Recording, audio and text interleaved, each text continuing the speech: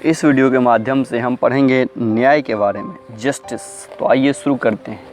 न्याय की अवधारणा अत्यंत प्राचीन एवं जटिल अवधारणा है। न्याय का संबंध धर्म, नैतिकता, कानून और अर्थशास्त्र से भी रहा है और विभिन्न युगों की परिस्थितियों के अनुसार दार्शनिकों ने इसकी परिभाषाएं दी हैं।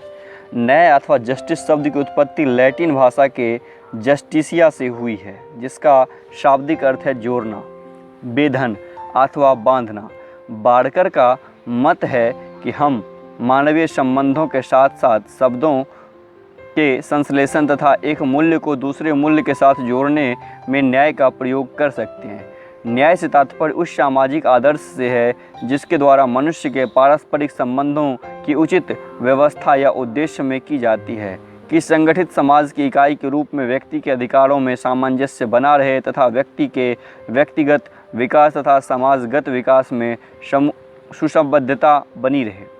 C.E. मैरियम ने न्याय की परिभाषा इस प्रकार दी है: न्याय इन मान्यताओं और प्रक्रियाओं का योग है जिसके माध्यम से प्रत्येक मनुष्य के लिए वे सभी अधिकार और सुविधाएं जुटाई जाती है जिन्हें समाज उचित मानता है। रेफेल के शब्दों में न्याय का विचार समाज की सामान्य व्यवस्था से संबद्ध है। बाड़कर के अनुसार न्याय व्यवस्था का संबंध व्यक्तियों तथा उसके बीच अधिकारों के वितरण के नियमन करने वाले सिद्धांतों से है। इस प्रकार न्याय की अवधारणा में प्राचीन काल से लेकर आधुनिक काल तक आते आते अनेक मौलिक परिवर्तन आए हैं। परंपरागत दृष्टिकोण के अंतर्गत न्याय के स्वरूप की धारणा करने के लिए मुख्यतः न्यायपरक व्यक्ति की खोज की जाती है। इसमें उन सद्गुणों की तलाश की जाती थी जो व्यक्ति को न्याय की ओर प्रेरित करते हैं। प्रचलित मूल्य एवं मान्यताओं को न्यायपूर्ण माना जाता है, अतः यह दृष्टिकोण एक बनी बनाई व्यवस्था को बनाए रखने हेतु उपयुक्त था। परंतु आधुनिक युग में समाजवादी चिंतन के प्रेरणार्थ न्यायपूर्ण समाज की स्थापना पर बल दिया जाता है। इसका ध्येय आधुनिक चेतना के अनुसार सामाजिक परिवर्तन को बढ़ावा देना है। अतः परंपरागत दृष्टिकोण का मुख्य सरोकार जहाँ व्यक्ति के चरित्र से था, वहीं आधुनिक दृष्टिकोण का मुख्य सरोकार सामाजिक न्याय से है। सामाजिक न्याय समाज के वंचित वर्गों की दशा सुधारने की मांग करता है ताकि उन्हें सम्मानपूर्ण जीवन जीने का अवसर मिल सके। आज न्याय की मुख्य समस्या यह कि वस्तुओं, सेवाओं, अवसरों, लाभों, दायित्वों और बाध्यताओं के आवंटन का उचित आधार क्या हो। न्याय के विचार ऐतिहासिक विकास।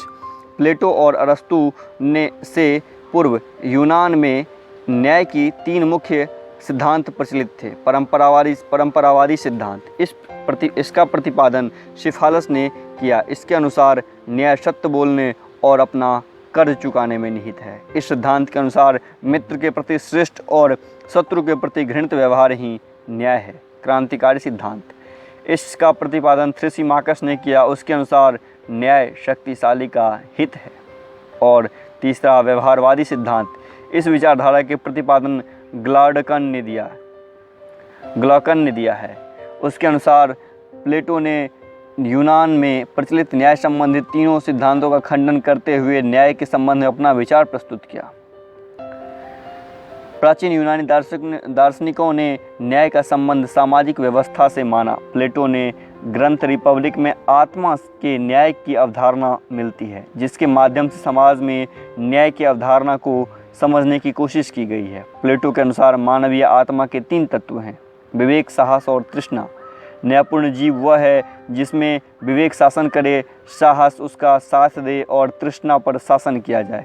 इस प्रकार समाज में न्याय का अर्थ इन सामाजिक वर्गों में एक सामंजस्यपूर्ण व्यवस्था स्थापित करना है। इस प्रकार प्लेटो ने रिपब्लिक में न्याय की नैतिक संकल्पना प्रस्तुत की। इसके अनुसार न्याय का उद्देश्य सामाजिक सहयोग और सामंजस्य है। उसने न्याय की स्थापना और उद्देश्य से नागरिकों के कर्तव्यों पर बल दिया है। प्लेटो के न्याय सिद्धांत के संदर्भ में बाड़कर का विचार है कि न्याय का अर्थ है प्रत्येक व्यक्ति द्वारा उस कर्तव्य का पालन जो उसके प्राकृतिक कानूनों और सामाजिक स्थिति के अनुकूल है। नागरिक की अपने धर्म की चेतना तथा सार्वजनिक जीवन में उसकी अभिव्यंजना ही राज्य का न्याय है। प्लेटो की न्याय संबंधी धारणा आधुनिक कानूनी धारणा से भिन्न है। आधुनिकतम युग में न्याय शासन का अभिप्राय राज्य में शांति और सुव्यवस्था बनाए रखने, और फोस्टर ने इसे स्पष्ट करते हुए कहा कि न्याय से प्लेटो को बहुत कुछ वही अभिप्राय है जो हमारी नैतिकता से है। फोस्टर कहे हैं। आगे अरस्तु ने न्याय की समस्या व्यक्तियों के आपसी विनिमय में या राज्य के पदों के वितरण के किन किन नियमों का पालन होना चाहिए पर विचार करके न्याय के व्यवहारिक रूप प्रदान किया है। अरस्तु ने न्याय के 3 स्वरूपों की चर्चा की है: वितरणात्मक न्याय, सुधारात्मक न्याय और विनियमात्मक न्याय। वितरणात्मक न्याय जो प्रत्येक व्यक्ति को राजनीतिक समुदाय में उसका उचित स्थान दिलाता है। इस वितरण का संबंध न्याय नगर राज्य के नागरिकों में राजनीति और अन्य पदों के वितरण से है। सुधारात्मक न्याय जिसका तात्पर्य एक नागरिक के दूसरे नागरिक के साथ संबंध निर्धारित करते हुए सामाजिक जीवन को व्यवस्थित करना है। और विनियमात्मक न्याय यह किसी वस्तु या सेवा के बदले में दी जाने वाली वस्तु या सेवा के अनुपात को निश्चित करती है। तात्विक न्याय के प्रतिपादकों में अरस्तु का सर्वप्रथम स्थान है। उसने विचार में न्याय का आधार साम्य की भावना है। न्याय समानता के नियमों के परिपालन में निहित है। मध्ययुग में न्याय को गुणों और तत्व के रूप में देखा गया है। इस युग में पादरियों ने न्याय को आध्यात्मिक विषय बनाकर चर्च के साथ जोड़ दिया और यह विचार व्यक्त किया कि चर्च से अलग होकर राज्य में न्याय संभव नहीं है। 13वीं शताब्दी में थॉमस एक्विनास के सामान्य गुण के रूप में न्याय तात्विक न्याय के विचारों को साथ मिलाने का प्रयास किया। उसने ईसाई विचारों के साथ अरस्तु के विचारों तथा स्टोइकवादी प्राकृतिक कानून की धारणा को मिलाने का प्रयास किया। एक्विनास के अनुसार न्याय प्रत्येक व्यक्ति को उसके अपने अधिकार देने की निश्चित और सनातन इच्छा है, पर उन्होंने अपने विवेचन में इस बात पर बल दिया कि व्यक्तियों को अधिकार देने की व्यवस्था का आधार समानता होना चाहिए, क्योंकि उनका विचार है कि समानता न्याय का मौलिक तत्व है। इस प्रकार न्याय के संबंध में एक्विनास ने रोमन विधि शास्त्रियों का अनुसरण करते हुए कानून और न्याय को परस्पर संबंधित माना। सेंट ऑगस्टाइन ने न्याय को ईश्वरीय राज्य का सर्वप्रमुख तत्व माना है। उसके अनुसार जिन राज्यों में न्याय नहीं रह जाता है वहाँ डाकुओं के झुंड मात्र कहे जाते हैं। बहुत इम्पोर्टेंट क्वेश्चन है कि सेंट ऑगस्टीन ने न्याय के ईश्वरीय राज्य की सर्वप्रमुख तत्व माना है। उसके अनुसार जिन राज्यों में न्याय नहीं रह जाता वे डाकुओं के झुंड मात्र कहे जा सकते हैं। वह न्याय का अर्थ है व्यक्ति और ईश्वर के राज्य के प्रति कर्तव्य पालन मानता है। उसके अनुसार व्यवस्थित अनुशासित जीवन व्यतीत करना तथा उन कर्तव्यों का पालन करना ही न्याय है जिसकी मांग सामाजिक व्यवस्था करती है। मध्यकाल के अंतिम वर्षों में धर्म सुधार और पुनर्जागरण आंदोलन के फलस्वरूप धार्मिक अंधविश्वासों को नकारते हुए स्वतंत्रता, समानता एवं न्याय जैसे विषयों पर नए ढंग से चिंतन होने लगा। आधुनिक युग में न्याय की धारणा हॉब्स, लॉक तथा रूसो द्वारा प्रतिपादित सामाजिक समझौता सिद्धांत में न्याय के विवेक से संबंधित माना है। हॉब्स ने न्याय का आधार राज्य सत्ता की इच्छा को माना है, जबकि लॉक रूसो ने न्याय की स्वतंत्रता और समानता का मिश्रण माना है। कांट ने न्याय को नैतिकता से अलग माना है और यह प्रकट किया है कि न्याय का संबंध मनुष्य के बाह्य व्यवहार में है, जबकि नैतिकता का संबंध मनुष्य के आंतरिक व्यवहार से है। बाह्य स्वतंत्रता की सुरक्षा हेतु वह सत्ता को आवश्यक मानता है, अतः उसके अनुसार न्याय सत्ता द्वारा निश्चित किया जाता है।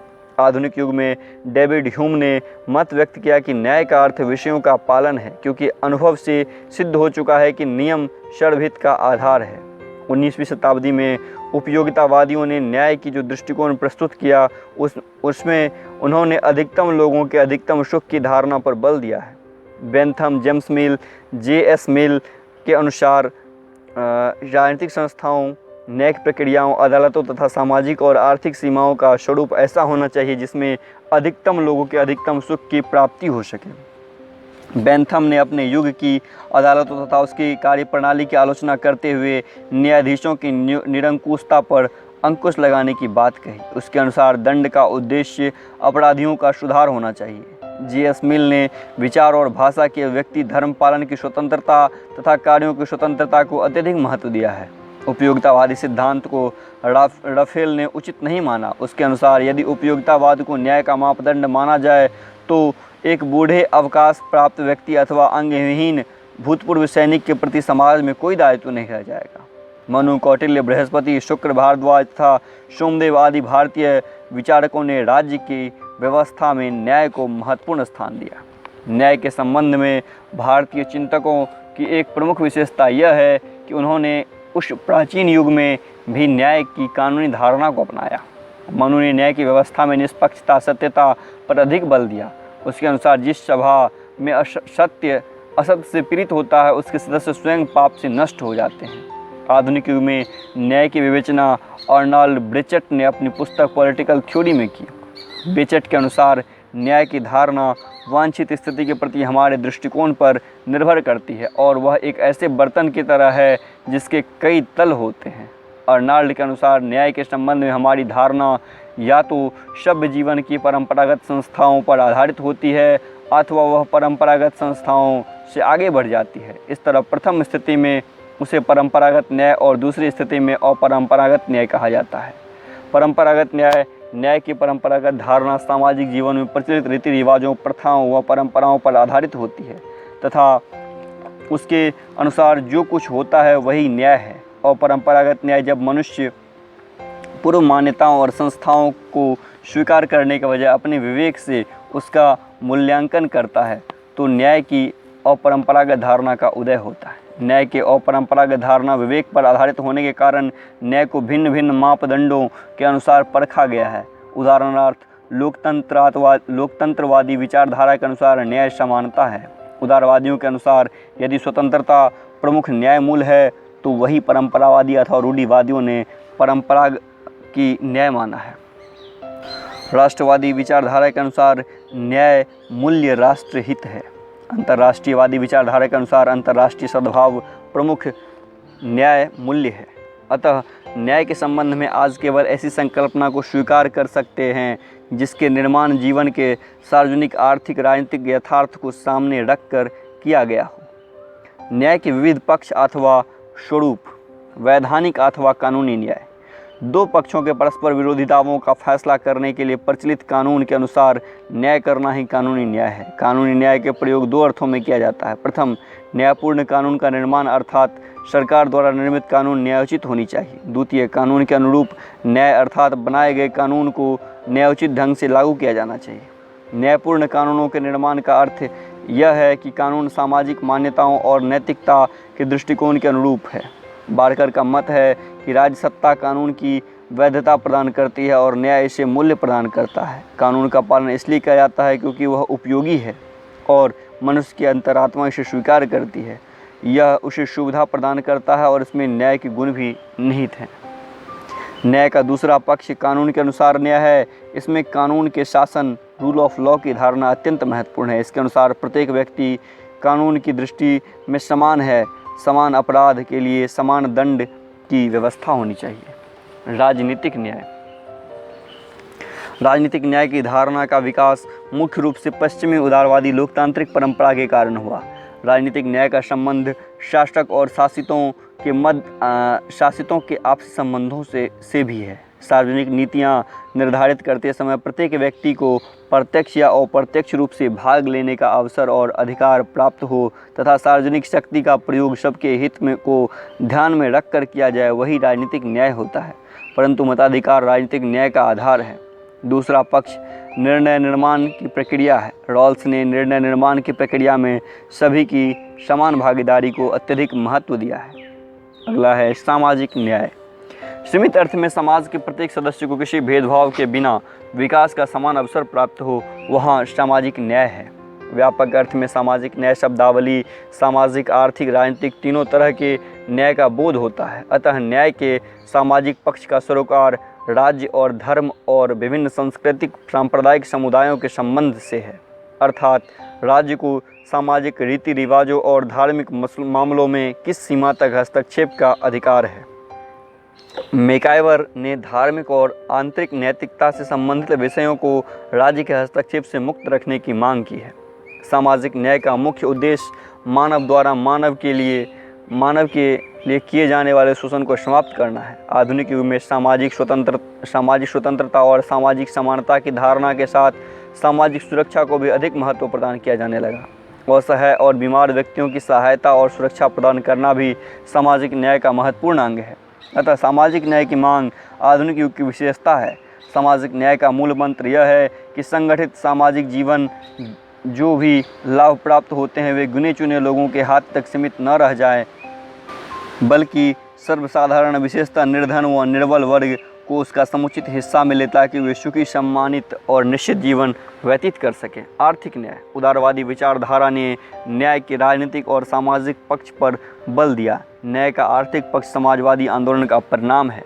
समाज के प्रत्येक सदस्य की न्यूनतम आर्थिक आवश्यकताएं पूर्ति हो, वर्गीय अंतराल न्यूनतम हो तथा राज्य कमजोर वर्ग के हितों की पूर्ति के लिए अधिकतम प्रयास करे, यही आर्थिक न्याय है।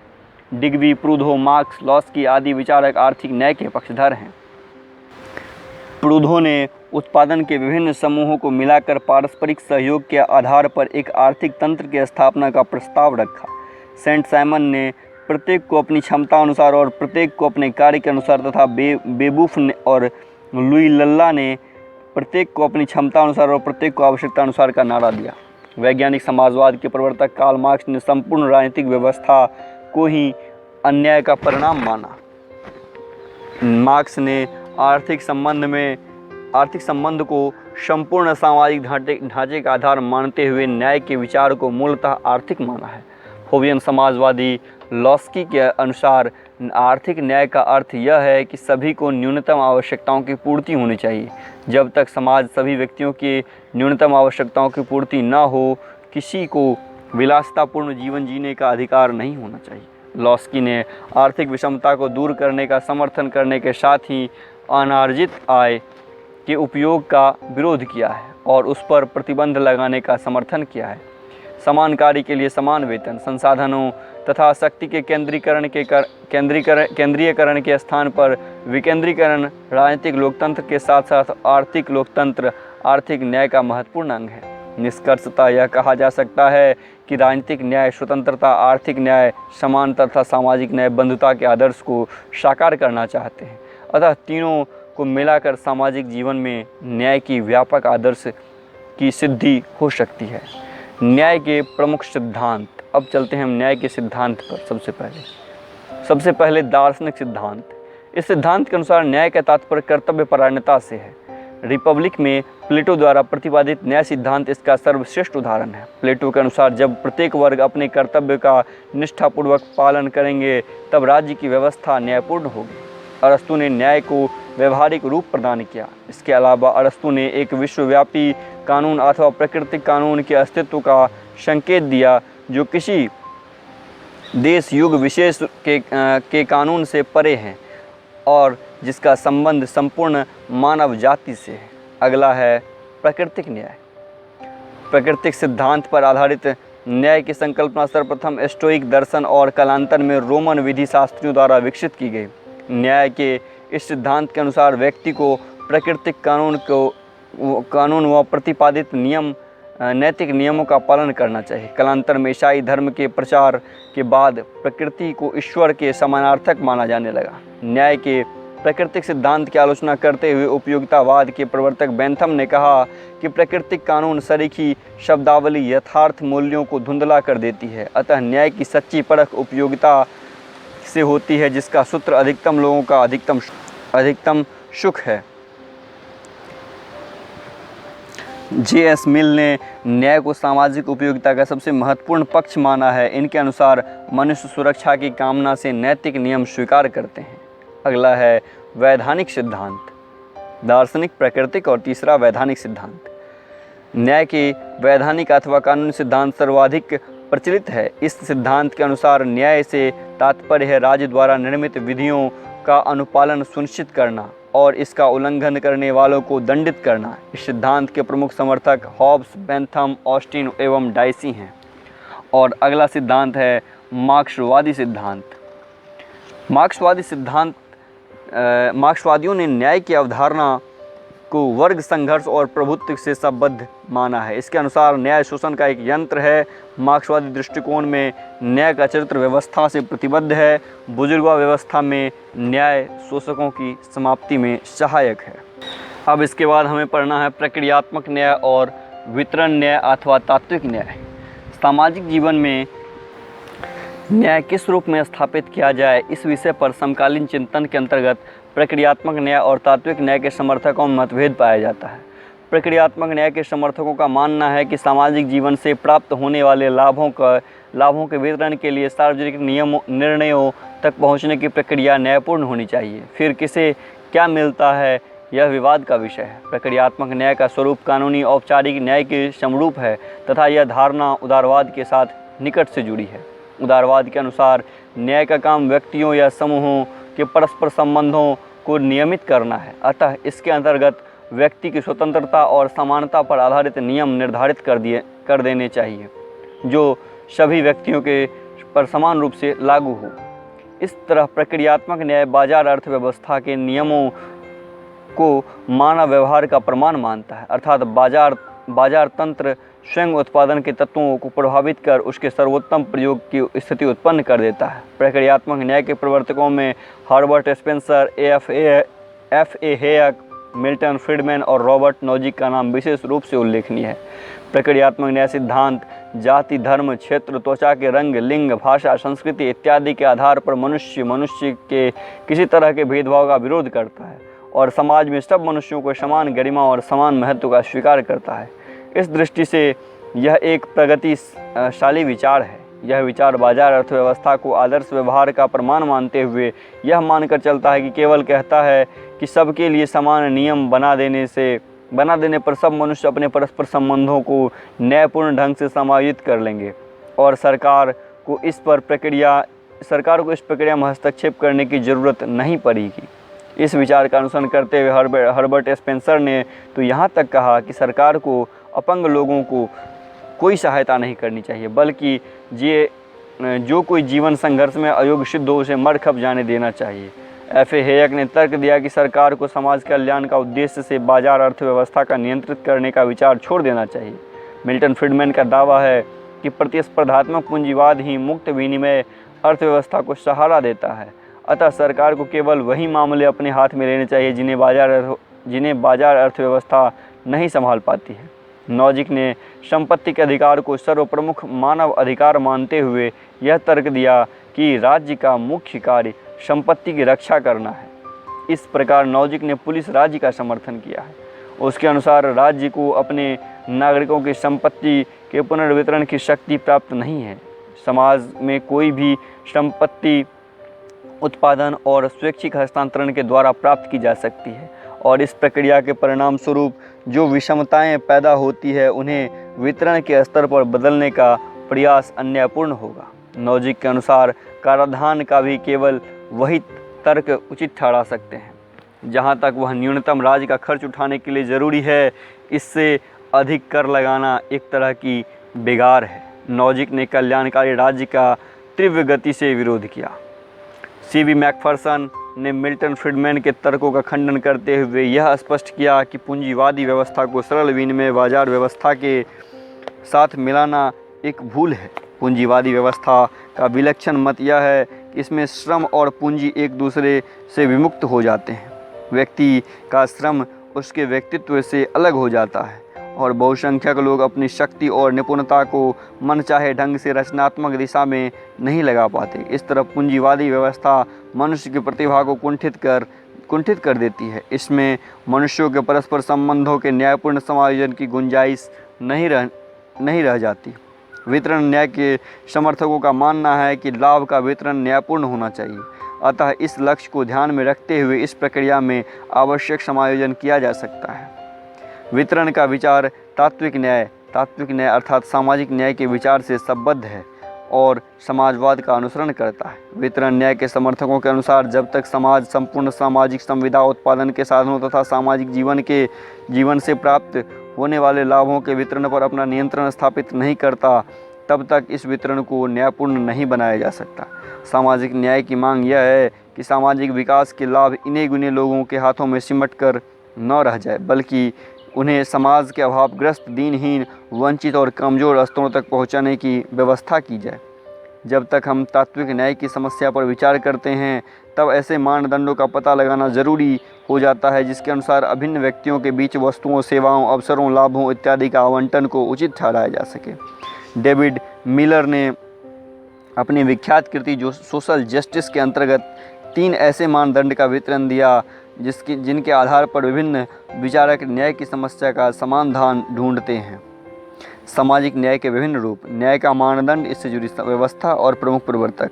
स्वीकृत अधिकारों का संरक्षण, इसी को बोलते हैं श्रेणी तंत्र व्यवस्था। डेविड ह्यूम इसके प्रमुख प्रवर्तक हैं। योग्यता के अनुरूप वितरण, इसके ये जुड़ी है प्रतिस्पर्धात्मक बाजार से। हर्बर्ट स्पेंसर इसके प्रवर्तक हैं। आवश्यकता के अनुरूप वितरण, साम्यवादी समुदाय। पीटर क्रॉप्टिकन इसके प्रवर्तक हैं। आगे, इन तीनों विचारधाराओं का विश्लेषण करने पर पता चलेगा कि इसमें से कोई अपने आप में न्याय का संपूर्ण रूप नहीं करती। यदि स्वीकृत अधिकारों का संरक्षण ही न्याय है तो समाज में वर्तमान सामाजिक आर्थिक विषमताओं को दूर करने का कोई उपाय नहीं रह जाएगा। यदि योग्यता के अनुरूप वितरण को ही न्याय मान लें तो भी वर्तमान व्यवस्था में कोई आमूल परिवर्तन संभव नहीं है, क्योंकि योग्यता अर्जित और विकसित करने के अवसर भी गिने चुने लोगों के अधिकार में रहेंगे, और आवश्यकता के अनुरूप वितरण को न्याय का नियम माने तो अनेक समस्याएं पैदा होती हैं। मनुष्य के भौतिक आवश्यकताओं पर विचार किया जाएगा, मानसिक आवश्यकताओं पर नहीं। अतः सामाजिक न्याय की योजना कुछ इस तरह बनानी होगी कि सभी स्वस्थ व्यक्तियों के लिए न्यूनतम श्रम अनिवार्य होगा। सबको न्यूनतम आवश्यकताओं जो स्वस्थ जीवन निर्वाह के लिए आवश्यक हों, आवश्यकताएं पूर्ति की जाएगी। अतिरिक्त श्रम के लिए अतिरिक्त पुरस्कार की व्यवस्था होगी। रॉल्स ने वितरणात्मक न्याय का समर्थन किया। इन्होंने प्रक्रियात्मक न्याय और सामाजिक न्याय को मिलाकर न्याय के व्यापक सिद्धांत का स्थापना करने का प्रयत्न किया। ए थ्योरी ऑफ जस्टिस नामक कृति में रॉल्स ने यह मत प्रतिपादित किया कि न्याय की अवधारणा औचित्य पर आधारित है न कि उपयोगिता पर। इसका सार है कि सब व्यक्तियों के लिए समान स्वतंत्रता है। रॉल्स के न्याय सिद्धांत की दो मूल अवधारणा है। प्रत्येक व्यक्ति को मूलभूत स्वतंत्रता अधिकाधिक विकसित होनी चाहिए, और सामाजिक और आर्थिक असमानता को इस प्रकार विस्तृत किया जाए कि सबके लिए लाभप्रद हो। न्याय के संबंध में विभिन्न दृष्टिकोण। उदारवादी दृष्टिकोण। समकालीन उदारवादी चिंतन के अंतर्गत अमेरिकी दार्शनिक जॉन रॉल्स 1921 में अपने न्याय सिद्धांत के अंतर्गत स्वतंत्रता और समानता के दावों में संतुलन स्थापित करने का सराहनीय प्रयत्न किया। दूसरी ओर रॉबर्ट नॉजिक 1938 तथा एम.ए. हैक ने स्वतंत्रता की प्रधानता स्वीकार करते हुए समानता के दावे को बहुत पीछे धकेल दिया। उपयोगितावाद नैतिकता, राजनीति और विधि निर्माण का यह सिद्धांत है जिसके अंतर्गत किसी कृत्य, नियम, नीतियाँ, निर्णय को इस आधार पर उचित या अनुचित मानते हैं कि वह प्रभावित व्यक्तियों के सुख या आनंद को कितना बढ़ाता है या कम करता है। यह सिद्धांत उपयोगितावादियों के हित में न्याय का बलिदान कर देता है। रॉल्स के न्याय सिद्धांत में उपयोगितावाद के इस बुनियादी पत्र पर प्रहार किया गया है। रॉल्स ने बहुत सुलझे हुए ढंग से यह दिखाया कि समाज में सुखी लोगों को सुख को बढ़ाकर दुखी लोगों के दुख का हिसाब बराबर नहीं किया जा सकता। रॉल्स के अनुसार न्याय समाज का प्रथम सद्गुण है। कोई समाज चाहे कितनी भी समृद्ध या उन्नत क्यों न हो, परंतु अन्यायपूर्ण समाज विशेष रूप से निंदनीय होता है। दूसरी ओर नॉजिक ने यह तर्क दिया कि उपयोगितावाद भविष्य को नई रूप देने के लिए अतीत के न्यायसंगत धरोहर की छिन्न भिन्न कर देना चाहता है। ऐसा कोई भी प्रयास व्यक्ति की स्वतंत्रता को नष्ट करके समाज को सर्वाधिकारवाद के गर्त में ढकेल देगा। रॉल्स का न्याय सिद्धांत। रॉल्स के अनुसार न्याय की समस्या प्राथमिक वस्तुओं के न्यायपूर्ण वितरण की समस्या है। ये प्राथमिक वस्तुएं हैं अधिकार और स्वतंत्रताएं, शक्तियां और अवसर, आय और संपदा तथा आत्मसम्मान के साधन। रॉल्स ने अपने न्याय सिद्धांत को शुद्ध प्रक्रियात्मक न्याय की संज्ञा दी। इसका अर्थ यह है कि न्याय के जो सिद्धांत सर्वसम्मति से स्वीकार कर लिए जाएंगे, उनके प्रयोग के फलस्वरूप जो भी वितरण व्यवस्था अस्तित्व में आएगी वह अनिवार्यतः न्यायपूर्ण होगी। रॉल्स ने उन सिद्धांतों की कटु आलोचना की है जो व्यक्ति के नैतिक मूल्यवत्ता की उपेक्षा करते हुए किसी पूर्व निर्धारित लक्ष्य की पूर्ति करना चाहते हैं। रॉल्स की प्रसिद्ध कृति ए थ्योरी ऑफ जस्टिस में यह मत प्रतिपादित किया गया कि न्याय की अवधारणा औचित्य पर आधारित है, न कि उपयोगिता पर। रॉल्स की सर्वसम्मत प्रक्रिया निर्धारित करने के लिए रॉल्स ने एक विशेष तर्क प्रणाली, सामाजिक अनुबंध की प्रणाली का सहारा लिया है। सामाजिक अनुबंध की तर्क प्रणाली का अनुसरण करते हुए रॉल्स ने एक काल्पनिक युक्ति का प्रयोग किया है। इसके अंतर्गत उसने यह कल्पना की है कि यदि व्यक्तियों को उनकी वर्तमान सामाजिक और आर्थिक परिस्थितियों से पृथक कर दिया जाए और समाज में प्रचलित भेदभाव के ज्ञान से भी परे हटा दिया जाए, तो वे भावी समाज में अपने हितों की अधिकतम वृद्धि के लिए सामाजिक जीवन के नियमों, सिद्धांतों और संस्थाओं का पुनर्निर्माण किस प्रकार करेंगे। ऐसी स्थिति में लोग परस्पर सहमति से जो नियम स्वीकार करेंगे, उन्हें विश्वव्यापी आधार पर न्याय के नियम स्वीकार मान सकते हैं। रॉल्स ने मूल स्थिति में जिन मनुष्यों की कल्पना की, वे विवेकशील करता हैं जो न्याय के नियमों के पता लगाने के उद्देश्य से परस्पर सहमति पर पहुंचने के लिए एकजुट हुए। वे स्वार्थपरन हैं, परंतु अववाही नहीं। नैतिक नियमों से बंधे होने के कारण वे इतने अंध केंद्रित नहीं हो सकते हैं कि हर तरह के स्वार्थ साधन से तत्पर हो जाए। दूसरे शब्दों में, उनके स्वार्थ भावना पर नैतिक भावना का अंकुश रहता है। रॉल्स के अनुसार मूल स्थिति की उपयुक्त शर्तें पूरी होने पर प्रत्येक व्यक्ति यह मांग करेगा कि जो हीनतम स्थिति में है उसके लिए अधिकतम लाभ की व्यवस्था होनी चाहिए। अतः सब लोग न्याय के निम्नलिखित नियम स्वीकार कर लेंगे। कुछ इस प्रकार हैं नियम। समान स्वतंत्रता का सिद्धांत। इसके अंतर्गत प्रत्येक व्यक्ति को सबसे विस्तृत स्वतंत्रता का ऐसा समान अधिकार प्राप्त होनी चाहिए जो दूसरों को वैसी ही स्वतंत्रता के साथ निभा सकता है। भेदमूलक सिद्धांत। सामाजिक और आर्थिक विषमताओं इस ढंग से व्यवस्थित की जाए कि इसमें हीनतम स्थिति वाले लोगों को अधिकतम लाभ हो। तीसरा है अवसर की उचित समानता का सिद्धांत। यह विषमता उन पदों और स्थितियों के साथ जुड़ी हो जो अवसर की उचित समानता के शर्तों पर सबके लिए सुलभ हो। रॉल्स के आलोचक यह आरोप लगाते हैं कि उसने कुछ शर्तों के साथ पूंजीवादी व्यवस्था को कायम रखने का न्यायसंगत आधार ढूंढ लिया है। रॉल्स के न्याय सिद्धांत की मुख्य विशेषता यह है कि उसने सीधे सीधे बाजार अर्थव्यवस्था को प्रक्रियात्मक न्याय का प्रतिरूप नहीं मान लिया है, जैसा कि हेयक, फ्रीडमैन और नॉजिक ने किया है। रॉल्स ने प्रक्रियात्मक न्याय की सामाजिक न्याय का उपकरण बनाने के प्रयत्न किया है। उसने यह व्यवस्था की कि विशेष प्रतिभाशाली लोग विशेष पुरस्कार के हकदार तभी माने जाएंगे जब वे अपनी प्रतिभा का प्रयोग हीनतम लोगों के कल्याण के लिए करने के लिए तैयार हो। अतः समाज रूपी श्रृंखला को सुदृढ़ करने के लिए इसकी सबसे कमज़ोर कड़ी को निरंतर मजबूत करना जरूरी होगा। समष्टिवादियों के अनुसार रॉल्स का न्याय सिद्धांत परंपरागत उदारवादी पूंजीवादी व्यवस्था के औचित्य की पुष्टि करता है, जिसमें यह माना जाता है कि धनवान लोगों को धन संचित करने की स्वतंत्रता प्राप्त होने पर निर्धन लोगों को भी लाभ होता है। रॉल्स के न्याय सिद्धांत की एक और आपत्ति और की जाती है कि हीनतम स्थिति वाले लोगों की पहचान बहुत मुश्किल है। रॉल्स ने अपने विवेचन में यह स्पष्ट नहीं किया है कि व्यक्तियों या समूहों को किस आधार पर हीनतम माना जाएगा।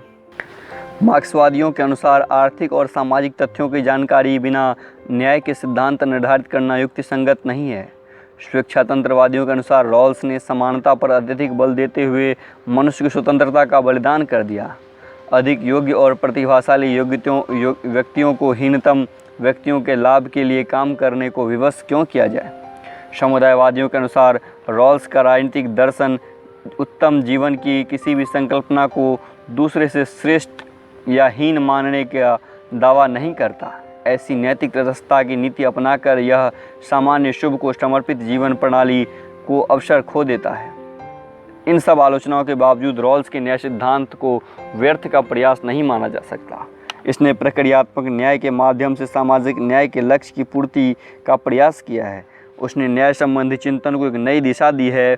इसका मुख्य संकेत यह है कि सामाजिक न्याय का लक्ष्य प्राप्ति करने के लिए न्याय की प्रक्रिया को सुदृढ़ करना आवश्यक है और न्याय की प्रक्रिया निर्धारित करते समय सामाजिक न्याय के लक्ष्य को ध्यान में रखना जरूरी है। नॉजिक का न्याय सिद्धांत। रॉबर्ट नॉजिक ने अपनी चर्चित कृति एनार्की स्टेट एंड यूटोपिया, अराजकता राज्य और कल्पना लोक 1974 के अंतर्गत न्याय के दो तरह के सिद्धांतों में अंतर किया है। एक ओर न्याय के ऐतिहासिक सिद्धांत, दूसरी ओर साध्यमूलक सिद्धांत। ऐतिहासिक सिद्धांत के अनुसार लोगों के अतीत परिस्थिति और अतीत कार्यों के आधार पर उसके वर्तमान अधिकार भिन्न भिन्न हो सकते हैं। इसके विपरीत साध्यमूलक सिद्धांतों के अनुसार लोगों के अधिकार किन्हीं विशेष लक्ष्यों की पूर्ति के उद्देश्य से निर्धारित करने चाहिए। उदाहरणार्थ उपयोगितावाद एक साध्यमूलक सिद्धांत है। स्वयं नॉजिक ने न्याय के ऐतिहासिक सिद्धांत को अपने तर्क का आरंभिक बिंदु स्वीकार करते हुए न्याय का परिष्कृत सिद्धांत दिया है। अतीत में संपत्ति के अनुचित अभिग्रहण के कारण कोई अन्याय हुआ तो उसका परिष्कार उचित होगा, परंतु उसका विचार है कि परिष्कार के सिद्धांत को बहुत दूर तक लागू नहीं किया जा सकता है। नॉजिक ने अपने सिद्धांत को न्याय का अधिकारिता सिद्धांत कहा जाता है। इसके अनुसार प्रचलित व्यवस्था के अंतर्गत जो व्यक्ति जिस वस्तु का अधिकारी है उसे उसकी सहमति के बिना किसी दूसरे को हस्तांतरित नहीं किया जा सकता। नॉजिक ने तर्क दिया कि समाज में उत्पादन के स्तर पर जो असमानताएं पाई जाती हैं उन्हें वितरण के स्तर पर बदलने का प्रयत्न विनाशकारी होगा। संपत्ति का वर्तमान वितरण उनके स्वैच्छिक विनियमन का परिणाम है। न्यूनतम राज्य इनके इस अधिकार की रक्षा करता है। इस प्रक्रिया में किसी तरह का हस्तक्षेप का अर्थ होगा व्यक्तियों के अधिकारों का उल्लंघन। अतः राज्य के समस्त कल्याणकारी कार्यक्रम सर्वथा अवैध हैं। लॉजिक के अनुसार संपत्ति का उचित अभिग्रहण और स्वैच्छिक विनियमन पर प्रतिबंध लगाने का एक ही आधार युक्ति होता है, वह यह है कि लोगों को इन गतिविधियों के कारण दूसरों की स्थिति पहले से खराब ना हो जाए। इस तरह लॉजिक अपनी अनोखी तर्क शैली के आधार पर शुद्ध प्रतिस्पर्धात्मक समाज को न्यायपूर्ण समाज के रूप में प्रस्तुत किया है, जिससे विवश और वंचित वर्गों का कोई सहायता प्राप्त होने की गुंजाइश नहीं है। हेयक के विचार। रॉबर्ट नॉजिक की तरह F.A. हेयक भी प्रतिक्रियात्मक न्याय का प्रबल समर्थक है। हेयक ने तात्विक न्याय के विचार का खंडन करते हुए अपनी चर्चित कृति Law Legislation and Liberty The Mirage of Social Justice, कानून, विधि, निर्माण और स्वतंत्रता, सामाजिक न्याय की मृग तृष्णा, खंड 2 के अंतर्गत यह तर्क दिया कि सामाजिक न्याय का विचार ही निरर्थक है। न्याय वस्तुतः मनुष्य के आचरण की विशेषता है। कोई समाज न्यायपूर्ण या अन्यायपूर्ण नहीं हो सकता। न्याय की तलाश केवल प्रक्रिया का विषय है जिसका ध्येय स्वतंत्रता को बढ़ावा देना है। इसके अंतर्गत प्रत्येक व्यक्ति को अपने अपने ज्ञान और अपनी अपनी योग्यता अनुसार अपने अपने हितों का साधन का अधिकतम अवसर मिलना चाहिए। अगला है मार्क्सवादी दृष्टिकोण। अभी तक हम उदारवादी दृष्टिकोण पर रहे थे, अब मार्क्सवादी दृष्टिकोण। मार्क्स का ध्येय पूंजीवाद की जगह समाजवाद स्थापित करना है, जिसका एकमात्र उपाय क्रांति है। न्याय के प्रति झुकाव का मतलब होगा वर्तमान व्यवस्था को थोड़े बहुत परिवर्तन के साथ कायम रखना। मार्क्सवाद के संस्थापकों में कार्ल मार्क्स 1818 से 1883, फ्रेडरिक एंगल्स 1820 से 1895, V.I. लेनिन 1870 से 1924 तथा अन्य विचारक पूंजीवादी व्यवस्था में निहित अन्याय का विश्लेषण करते हुए इस निष्कर्ष पर पहुंचे कि कामगार वर्ग का शोषण पूंजीवाद का स्वाभाविक लक्षण है। इस व्यवस्था में कोई सुधार करके उस अन्याय को दूर करना संभव नहीं है। मार्क्सवाद के अंतर्गत सामाजिक पुनर्निर्माण के लिए पूंजीवाद को हटाकर उसकी जगह समाजवाद स्थापित करना अनिवार्य है। अतः कुछ विचारक यह तर्क देते हैं कि न्याय का प्रश्न मार्क्सवाद के संदर्भ में अप्रासंगिक है। क्रिटिक ऑफ गोथा प्रोग्राम 1875 के अंतर्गत उचित विवरण की मांग उठाते हैं। मार्क्स ने सामाजिक विश्लेषण के लिए आधार और अधिरचना का जो ढांचा प्रस्तुत किया है उसमें नैतिकता को अधिरचना का हिस्सा मानते हुए यह तर्क दिया गया कि ऐतिहासिक परिवर्तन के साथ जब उत्पादन प्रणाली बदली जाती है तब उचित, अनुचित या न्यायपूर्ण और अन्यायपूर्ण के मापदंड भी बदल जाते हैं। ऐसे हालात में न्याय का कोई अस्थायी सिद्धांत कैसे स्थापित किया जा सकता है। मार्क्स के अनुसार पूंजीवाद के विलय के बाद जिस साम्यवादी समाज का उदय होगा उसमें अभाव और संघर्ष को जन्म देने वाली परिस्थितियां ही समाप्त हो जाएगी। तब राज्य और उसके न्यायिक उपकरण की कोई ज़रूरत नहीं रहेगी। मार्क्स ने नैतिक सापेक्षवाद में विश्वास रखते हुए ऐसी समाज व्यवस्था स्थापित करने का रास्ता दिखलाया जिसमें उत्पादन प्रणाली से जुड़ी हुई विचारधारा और मिथ्या चेतना लुप्त हो जाएगी। अतः वह नैतिक दृष्टि से उच्च कोटि की व्यवस्था होगी। फिर मार्क्स ने स्वतंत्रता और मानववाद के प्रति जो अगाध आस्था व्यक्त की उसे न्याय के प्रति उदासीनता नहीं मान सकते। अतः यह मान लेना गलत होगा कि न्याय की समस्या से मार्क्सवाद का कोई सरोकार नहीं। यह केवल ऐसा समाधान स्वीकार नहीं करता जिसमें थोड़े बहुत परिवर्तन के साथ पूंजीवाद को कायम रखने का बहाना मिल जाए। अगला है समुदायवादी दृष्टिकोण। न्याय का समुदायवादी दृष्टिकोण सामाजिक वस्तुओं के ऐसे वितरण का समर्थन करता है जिसमें समुदाय के प्रति व्यक्ति की प्रतिबद्धता पर बल दिया जाता है। इसमें समाज से कटे हुए व्यक्ति के बजाय समाज से जुड़े हुए व्यक्तियों पर ध्यान केंद्रित किया जाता है। अतः यह सिद्धांत समुदाय के हित या सामान्य हित को न्याय का ध्येय मानता है, व्यक्ति के अधिकारों को नहीं। इस दृष्टिकोण के अनुसार समुदाय का हित उसकी ऐतिहासिक और सामाजिक पहचान में उसकी भूमिकाओं, प्रथाओं, मान्यताओं और मूल्यों से की जाती है, परंतु इसे रूढ़िवाद का पर्याय नहीं समझा जा सकता। रूढ़िवाद सामाजिक परिवर्तन का विरोध करता है, परंतु समुदायवाद सामाजिक संस्थाओं को सामाजिक मूल्यों के अनुरूप ढालने और समाज के साथ व्यक्ति के संबंध को सुदृढ़ करने के लिए उपयुक्त परिवर्तन की मांग करता है।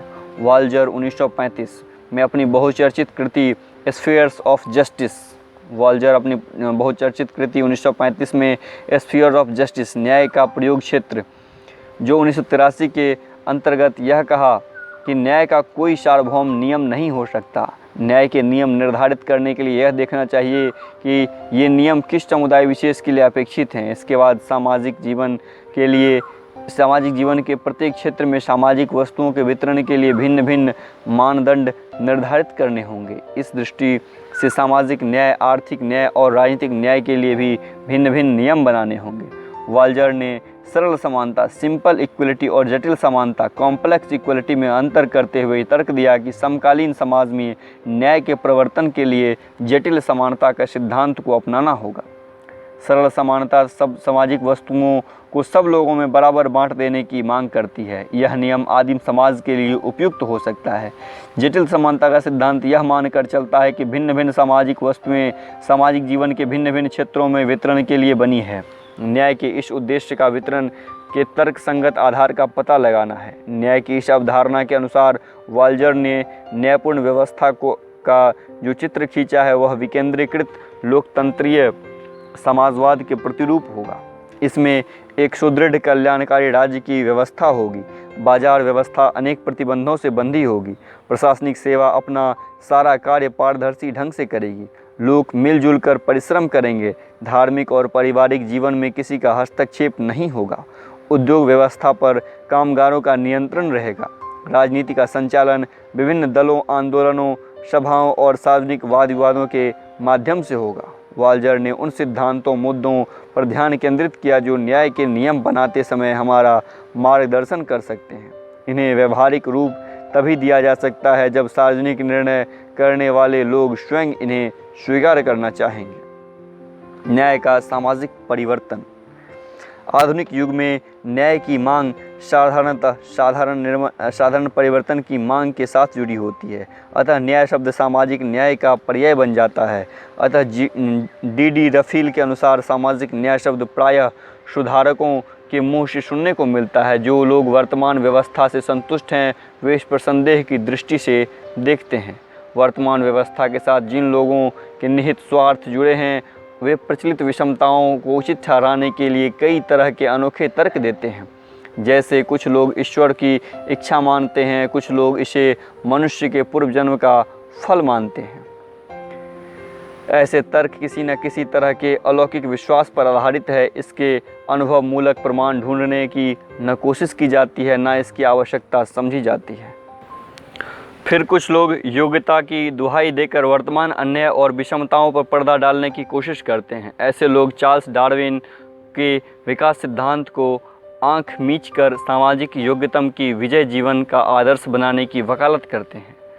अतः सामाजिक डार्विनवाद के समर्थक मुक्त प्रतिस्पर्धा को सामाजिक प्रगति की आवश्यक शर्त मानते हैं। स्पेंसर के अनुसार योग्य लोगों का हक छीनकर अयोग्य लोगों का पालन करने से समाज के दुर्लभ और मूल्यवान संसाधनों की क्षति पहुंचेगी। इससे सामाजिक प्रगति में रुकावट पैदा होगी। किंतु आधुनिक चेतना उन अमानवीय प्रथाओं को कायम करने की अनुमति देती है जिसके आधार पर हमारी पुरानी सभ्यता का निर्माण हुआ है। अतः प्रस्तुत संदर्भ में न्याय के प्रति दो तरह के दृष्टिकोण विशेष रूप से उल्लेखनीय है: उपाश्रित वर्गीय दृष्टिकोण और नारीवादी दृष्टिकोण।